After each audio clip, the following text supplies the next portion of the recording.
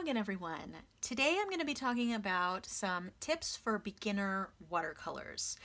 And I'm going to be breaking this up into a few different categories today. One being paint, including palettes that you can put your paint in, brushes, water, paper, other tools, and then I'm going to give some general tips and also some recommendations for classes that are really great for beginners. So first off, don't get overwhelmed by the number of colors here that I have. I would recommend that as a beginner, you really keep the number of colors in your palette small. So I'm going to pick out some colors in here that I would recommend for beginners, but note that this is just a starting point and it is not a mandate. You can choose a wide variety within what I'm recommending to you. So also I would recommend starting with artist grade watercolors. There is a brand, Winsor Newton's Cotman line is generally a fairly good student grade watercolor to start with, but you are going to get so many better results, or so much of a better result with artist grade watercolors. So start out with a small collection of watercolors that may be a little bit more expensive, but you're starting small. And then once you have learned to color mix, which I would consider something that you should try to learn right away, then you can kind of expand your palette. So I would not recommend starting out with a palette like this. But what I am going to do is recommend to start, I would say at least 6 colors and a warm and a cool of each primary color. So that's yellow, red, and blue. So I'm going to pick some of those out from this palette and show you and swatch them on this paper here. So I was using this for some other swatches of a watercolor set, so just kind of ignore those. I'm going to be putting the warm and cool primaries here, and then I'll talk about some potential add-ons right at the beginning if you want them, but you could do just fine with just 6 colors to start with. So, and there's been a lot of discussion about perception of color, just generally in the watercolor community, and some people have a hard time distinguishing cool from warm colors. So first off, I am not going to go into the full color theory today, but I would recommend Googling, how to tell the difference between warm and cool colors. But basically, cool colors tend to be more in the bluish family, and warm colors tend to be more in the reddish family. That's a really big generalization, and I understand that some people may see different colors different ways. So this is not something that is a hard and fast rule. I would say once you learn the basics of telling a warm from a cool color, you can choose any cool yellow, any warm yellow, any cool red, any warm red, any cool blue, any warm blue in a combination of 6, and you will have the basis for mixing just about every color. And the reason why you want a warm and a cool is so that you can get a really big range of colors when you mix. Because if you just have the 3 primaries, which sort of like with a printer, you have magenta, cyan, and yellow, you're somewhat limited in the broad range of colors that you can have. You can clearly come up with a purple, you can clearly come up with an orange, but it's going to be a little bit harder getting certain colors that you like. So I am going to show you, and this is not a color mixing class, so I'm not going to go into color mixing, but if you all think it would be beneficial to do that, I will line that up as well, just to do sort of the basics of color mixing. But today I'm going to try and help you pick a dual primary palette. So the first color that I'm going to choose is the cool yellow, and that is going to be, in my palette, that will be this Schminke lemon yellow. And you could go with any brand of lemon yellow or any brand that looks to you to be more on the cool side, meaning sort of leaning more towards green than red. Or green than orange, I guess I should say, because when you're on a color wheel, well, I won't go into that. I would say a color wheel is also a good thing to get right off the bat. Okay, so that's my first recommendation for a cool yellow. Now for a warm yellow, you actually have a lot of choices, and you could even go slightly more orange, but I am going to recommend Daniel Smith's Nickel Azo yellow. So as you can see, this is a little bit deeper, and I would say a little bit more leaning towards orange. So that is what I would consider a warm yellow. So now let's go on to the reds. So cool reds are reds that lean more towards pink. So I'm going to recommend as the first one this Daniel Smith Quinacridone Rose. And these cool reds will really help you get vibrant purples, if that's what you want, and a wide range in between. And now I am going to recommend a warm red, and I'm actually going to recommend this Daniel Smith Deep Scarlet, which is a little dark. You don't have to go this dark, but you can. I mean, there's so many different possibilities for warm reds, but that is the one that I like. But you don't have to go that dark. And you could actually go with, so this is Daniel Smith Cadmium Red. You could go with something like that. This kind of red would be a more traditional warm red type color. And then we're going to go on to the blues. So I would recommend Phthalo Blue Green Shade. Green shade, meaning it leans more towards green, which is what you want with your cooler colors. So that is your warm or your cool blue. And then for a warm blue, I'm going to recommend Daniel Smith's French Ultramarine. And Daniel Smith is a great brand to start with, just generally. You don't have to start with that. You can start with any brand, but again, I would recommend starting with artist grade color just because it does give you such a better result. So you could go with just any 6, I would say either this one or this one for your warm red, just 6 colors, and you can mix a ton of different colors just with those. And I would say if you want to add some additional colors, I would add an earth tone. And one that is really, really common is burnt sienna. So I am using Holbein burnt sienna, but you can choose any burnt sienna that appeals to you. So burnt sienna will allow you to, muddy up some of your colors, add to these colors in a way that will just create a little bit more of a color range, so to speak. So this is what I would start with burnt sienna being optional as a beginner palette. Buy the best quality paints that you can get within these colors, and you would be on the right track for starting out your career in watercolor. And you can go through and look at swatches. I would say if you are wanting to try a bunch of different colors as you learn more, I would recommend a Daniel Smith swatch card. So it has like pretty much their full range of colors and you can see what each one looks like. But this is really the best to start mixing and start learning how to use your color. So that's paints. And now let's go on to palettes. So this palette could be used at home or for travel. And you don't have to put this many colors in here. You can put less. This is nice because it has a mixing area built in here. So it's fairly large for travel. I generally use this as an at-home palette. Depends on how you plan to watercolor. If you plan to watercolor at your desk or at a desk, this is absolutely fine and is really inexpensive to start out. You can add colors as you go. You can start with colors just in the well.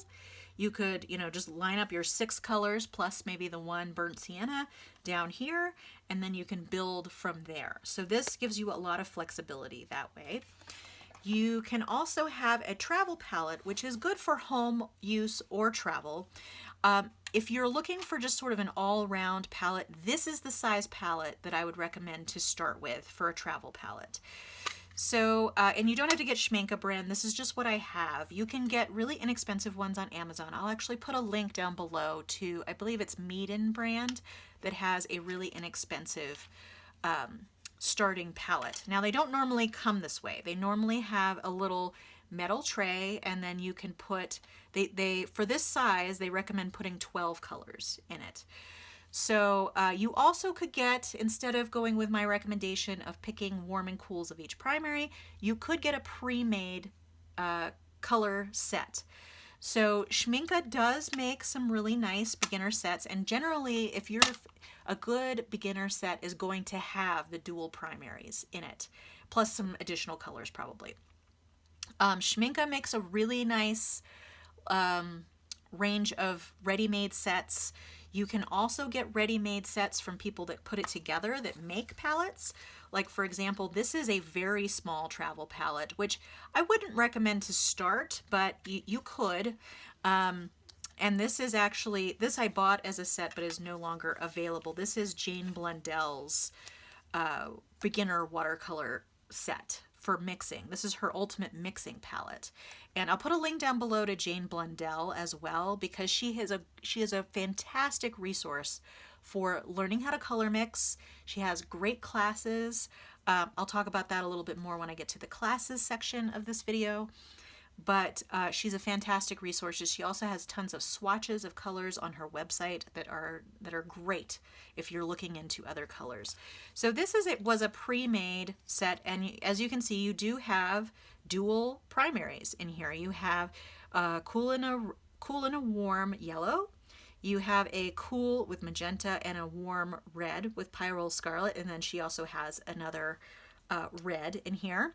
And then you also have a cool blue with the phthalo blue-green shade and a warm blue with the ultramarine.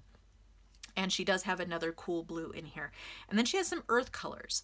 So earth colors are great additions to that basic set. And Jane Blundell actually has some really great recommendations on how to begin with building your palette, what colors to add as you go on, and what colors, I don't think she necessarily says what colors to stay away from, but she definitely is of the school of sort of gradually expanding your palette. I obviously have expanded my palette greatly. This is sort of my everyday use palette at home. I like a lot of fun colors in here, but as I was learning, I used a very narrow set of colors, which was helpful and can prevent you from getting overwhelmed. But this little business card case is great for travel. These are sold by Art Toolkit, so I will put a link to them down below as well. And they do have, there actually is, I believe, a beginner set with just the dual primaries in a little palette like this. So something like that would be really great. And those are all Daniel Smith. And if you see a set that someone is advertising as dual primaries and has a warm and a cool of each primary, go ahead and go with that. If you want to just have everything put together for you, that's fantastic, and just trust the colors that they have put in there. So let's see. So I'll put a link down below to this size palette, and then you can also go up. There are different sizes of palette. This one happens to be Winsor and Newton, but again, you do not have to go with Winsor and Newton. So this is more like the one that you get right off the shelf is going to have a little metal tray like this, where you can put half pans or full pans in here. I would recommend using half pans to start, because you may not like your colors, or you want to switch around colors. And if you have a whole full pan of color, so this is the size of a full pan and this is the size of a half pan. If you have a full pan of color and you want to change it out, then you have a full pan of color. What is also less expensive, so Daniel Smith does sell half pans of their color now. But I would recommend going with that dual primary system and getting a tube of each and emptying the tubes into these little pans, because that's much more economical. You can get a lot more paint for a lot less money, I know it seems expensive when you're getting each tube, but that tube will fill one of these many times. So it's going to last you a while. Okay, so let's go ahead and close this up. And so that's sort of the variety of palettes and colors to start with. I really am just doing, you know, the basics on watercolor and how to get yourself set up, because there's so many different things that I could go into that this video would take forever in a day to tell you everything, and then I couldn't possibly cover everything. So as I was saying, this is a larger metal palette option if you want to have more colors. But again, to start out with, I would start out smaller. This is kind of nice because it does have mixing areas already in, and so does the smaller one. The smaller one has, you can use these areas for mixing. It's nice when they're separate areas so that you don't have cross-contamination between your different colors. One of the reasons why I don't recommend this little art toolkit to start with is because there's very little mixing area. So you're going to be really confined to this unless you have an additional mixing space, which I will go into when I talk about additional tools.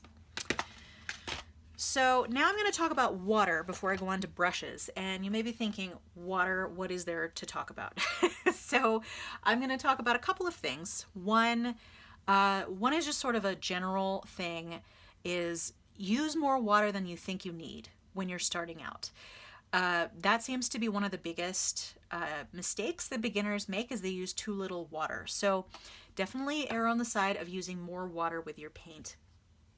And I would recommend, if you're using pans, to pre-moisten your pans, put a little bit of water on each pan, and then when you use your brush to pick up color, put the color in the mixing area and mix it with water until you have the consistency that you're looking for.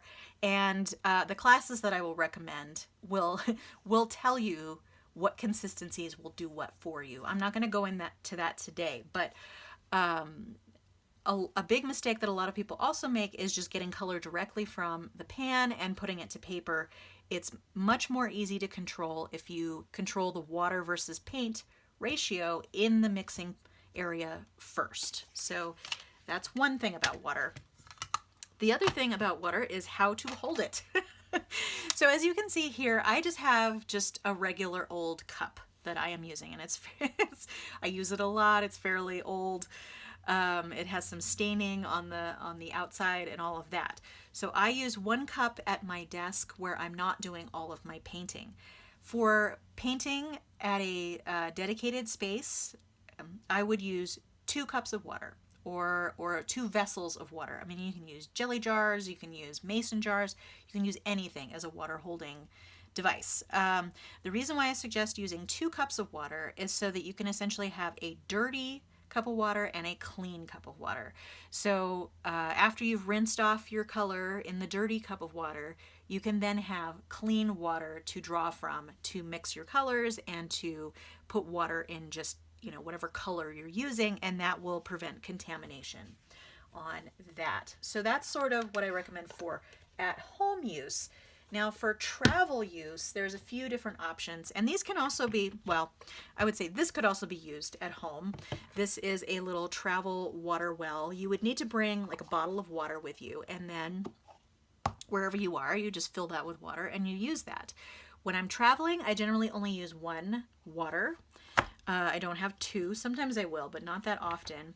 And sometimes I'll just carry a little water in this Nalgene bottle.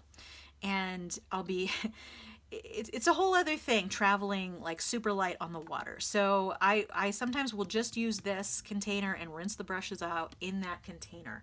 But you could do a combination. You could have both. Put water in one, use this as your clean water, something like that.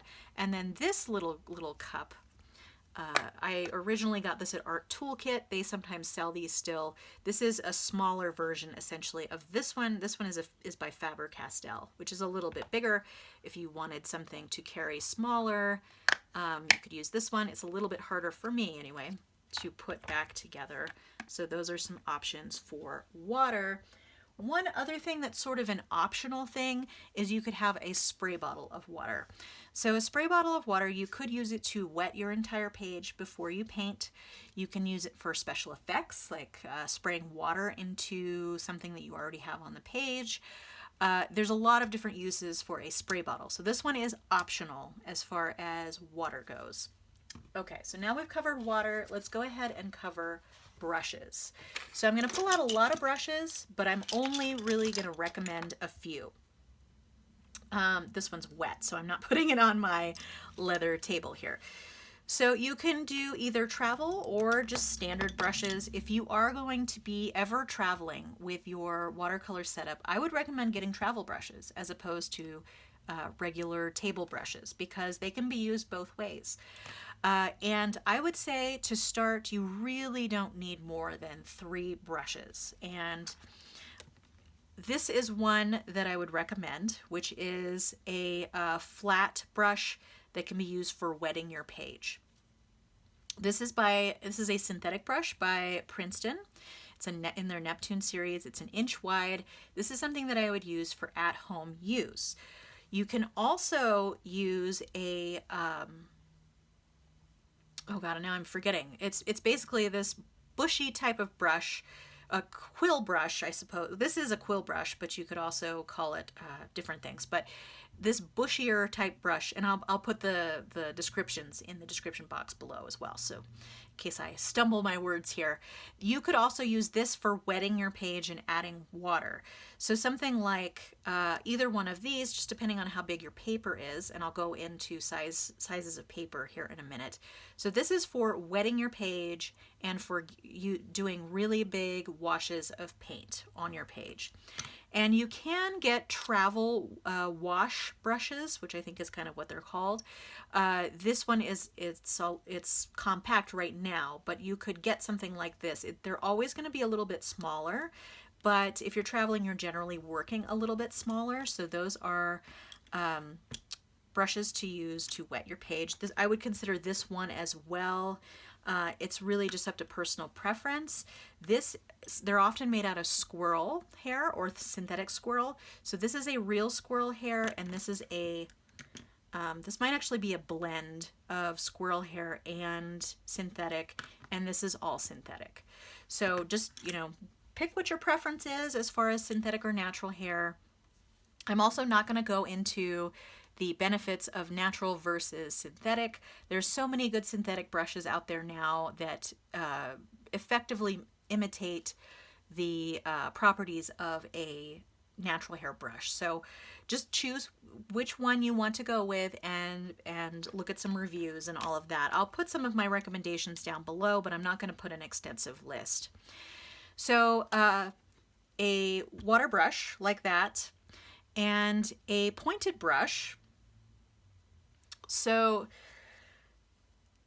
that can be I would say a couple of different sizes. So one that's a little bit bigger, this is a size 10 and this is a size 5, something like that would be fine.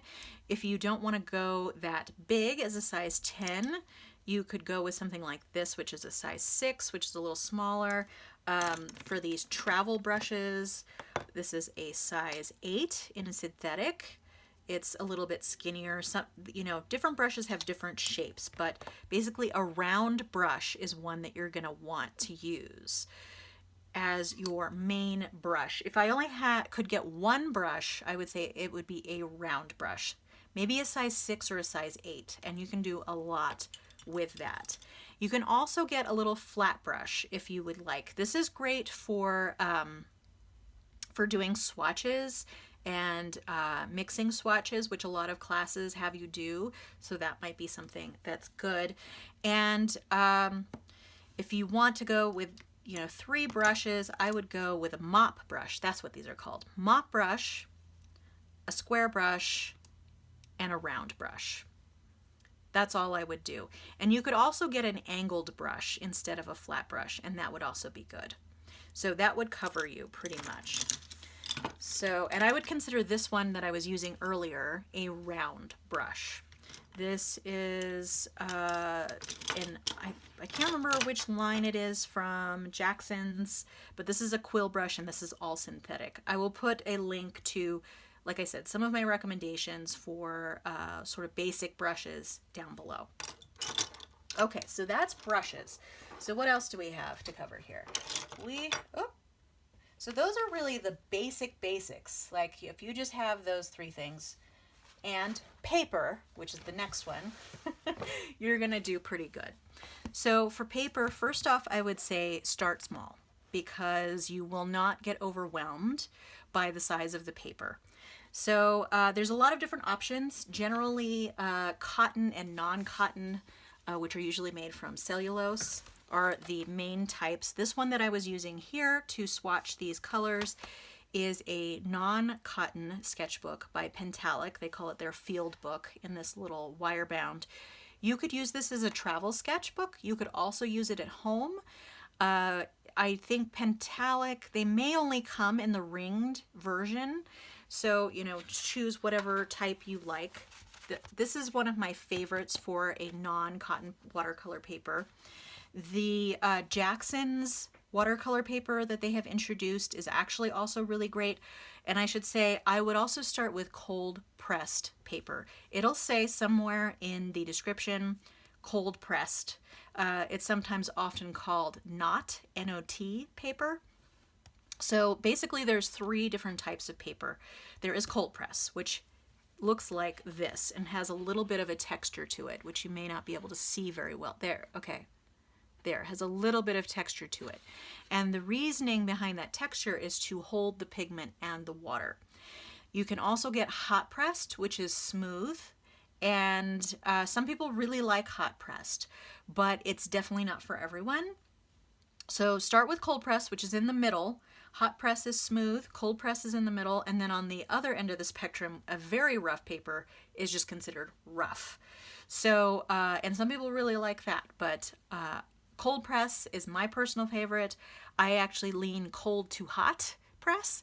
I'm not a big fan of the rough, but rough does have its place. But start with cold press to begin with, see if you like that. If you find that it's too rough for your liking, you might like hot pressed. If you find that it's not rough enough, you might like rough paper. So, and one other recommendation for cotton paper. So this is little sheets of paper that I purchased from Amazon, and it's from the Bee Paper brand, and it's 100% cotton. The main difference between cotton and non-cotton paper is that cotton paper will show colors really vibrantly, and you can also be much rougher on cotton paper than you can with cellulose paper, because a lot of the techniques that you might learn in a class, like lifting color, which I won't go into, but I'm just mentioning, does require some rubbing of the paper, which might be rougher on a non-cotton paper. So that's just some basics to know. This Bee paper is really inexpensive, and you can get a big pad of it, and the size is great for beginning. I don't feel bad doing swatches on these, or just testing some things out, because it's not super precious. Once you've gotten used to watercoloring and know that you like watercoloring, you can go and research some more higher end cotton papers to see what you like. Okay, so now let me look at my notes and make sure that I covered everything with those basic things. So let's cover other tools. So those are all the basic things that you could get along with just those four things, with paint, water, brushes, and paper. You could get away with just that.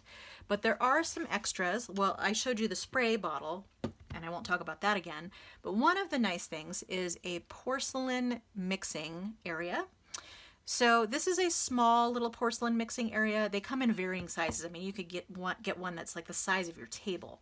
But this little small one is very nice because it's compact, and you can just kind of include it with your setup. I generally include this with this palette, even though there is mixing area in here. It is plastic, which tends to bead up a little bit sometimes, and can stain a little bit. The fantastic thing about white porcelain mixing areas is that it doesn't stain. It's really easy to clean. You can just essentially rinse the color off. You can see your colors really well against the light of the white color, and it mixes very smoothly in this surface. So I would say at least a small porcelain mixing area would be great to start. And then I'm going to talk about how to tape down your paper. I would recommend magic tape. You don't have to tape down your paper. If your paper is in a pad or in a notebook or something, you don't need to tape it down. You will probably get some buckling of the paper. That's completely normal. If you want to try and keep your paper as flat as possible, you can tape the edges to a table or a surface. And I found that magic tape does not tear the paper when you take it off, and it creates really nice sharp edges. So that's a little tip that I learned in a watercolor class, one of which I will link down below. So then, again, these are all optional. You don't need these tools that I'm talking about now. So this is for if you want to sketch before you watercolor. So two things. You can use pencil, which is perfectly fine. It will become the lines will become permanent when you watercolor over pencil, so just keep that in mind. Or you can use pen, but if you're going to be watercoloring over pen, you really, really, really need a permanent pen. So I'm going to show you some of my favorites, and then I'm going to wrap up this video since this is, at this point, getting a little long. So this is a pencil. This is a mechanical pencil. You could just use a regular old number 2 pencil. This one's kind of nice because you can post it and it feels kind of like a real pen. This is the Pentel Carry pencil. You just advance it. I have, I won't go into lead hardness in this video, but basically 2B, HB, something in the middle is good to start with. So a pencil is fine, but like I said, the lines will be permanent once you paint over them. If you have a pencil, you probably want an eraser. So I actually have 2 erasers. This is for completely erasing lines. This little Mono Tombow plastic eraser. This is one of my favorites. I use it for travel, and it erases really well and doesn't rip up the paper. And then this is a kneadable eraser, which I would say, let's see, I don't think I've ever open this one. It's still stuck together. Okay, so I won't, oh no, I have. It's just stuck in there. Anyway, so a kneadable eraser, I won't open it because I don't have time. You take it out, you knead it in your hand just like dough, and then you can use this to pick up extra graphite. Like if you have a really dark line where you've drawn, a house or something, and you don't want that dark line to show through your watercolor, you can dab it, obviously taking it out of the box. You can dab that kneadable eraser onto that line and you'll take up some of the charcoal from the pencil. So this is very handy as well. And then these, actually that's actually an extra, which I'll show you in a minute. So these are all pens. This is a nice extra to have. This is a Signo Uniball white gel pen, and this is good for making little highlights. Like if you made a mistake and you want to go back to the white of the paper, you can actually just put this over that color that got out of the line, and it will, assuming you're using white paper, will get pretty close to the original paper. Or you could add highlights like in water or something like that with this pen after you've painted and after it's dry. And that's sort of an end step thing. And these are all various pens that I use. So if you're looking for just a basic permanent pen, the Sharpie pen, 100% amazing. It is disposable, so that's one downside, but they're really inexpensive and they work fantastically. They have this little point here. I think the standard is maybe 0.5. But this is fantastic as a cheap permanent pen if you want to use that. These are both fountain pens. This is a gold nib fountain pen, which I would not expect you to use as a beginner watercolor. This is just one of my favorites. I use a waterproof fountain pen ink in here. I use platinum carbon black, which is permanent. And then this is a more cheap variety. This is a Pilot Kakuno, which is actually great for sketching with permanent ink. This has this actually has a medium nib, but I would recommend a finer nib for sketching just so the lines are not as visible. And I actually have a sepia colored permanent ink in here in a converter. You know, you can also get permanent cartridges. You don't have to start at an advanced level to use a fountain pen, but those are options. Okay, so the final thing that I'm going to talk about is this, which is masking fluid, and this is in a pen. So masking fluid is a little bit more advanced than I would say beginner. This pen, though, kind of makes it helpful in that if you want to preserve white on your paper, because essentially in watercolor you're not using white. The white is the white of the paper.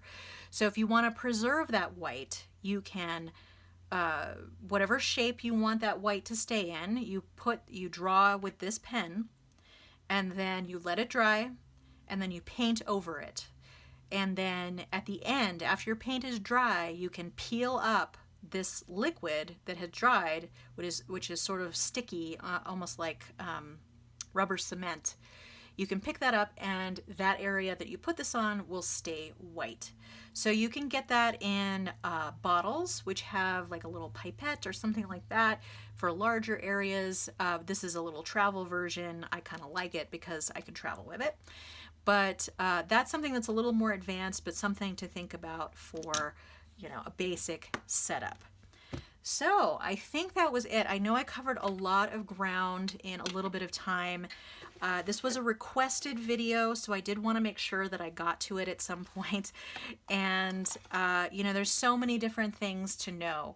I will talk a little bit now about classes. I'm going to recommend, let me get my notes here. My number one recommendation is Jane Blundell's watercolor class, which is amazing. I took it. I actually have a review here on the channel, which I'll link to below. And it's great for beginners. It gives you a color palette to start with. It teaches you all about mixing. It teaches you methods. I would say hands down, it is the best watercolor class to go from beginner to skilled in watercolor. It's a great class. The other classes I'm going to recommend, I'm just going to recommend two other websites where you can find class offerings. One is the Art Toolkit. The owner of the Art Toolkit sometimes has classes of her own, which are mainly focused around travel sketching, but you can learn some really great basics from her as well. She's really good at teaching, so nothing will go above your head. She's very good at explaining things, so I really enjoyed her classes as well. The one last place that I'll recommend is a shop that actually makes handmade watercolors called Case for Making. And during the pandemic, they started having classes during the, they had classes online is what I was trying to say. And there is one particular watercolorist who has offered classes through that website that has just been amazing. I will put the information down below. The classes sell out very, very fast. So with that, and they're aware of that, and they're trying to expand their offerings because they're also very inexpensive. And I think that's why it's a great bargain for what you get. But that is another great one. And those classes are more for kind of, you know, free-spirited painting without a lot of basic instruction, but you still do learn a lot, and they're really fun. So I'll put all those links below. I'm probably not gonna put a link to everything that I've shown you today, but I'll put the highlights down there so that you can pick and choose what you would like. I hope you found this helpful as a beginner watercolorist. Feel free to ask me any questions and I will answer them when I can. Feel free to subscribe to my channel so that you can keep track of future videos. I hope to see you next time, but until then, have a wonderful day. All right, thanks so much. Bye.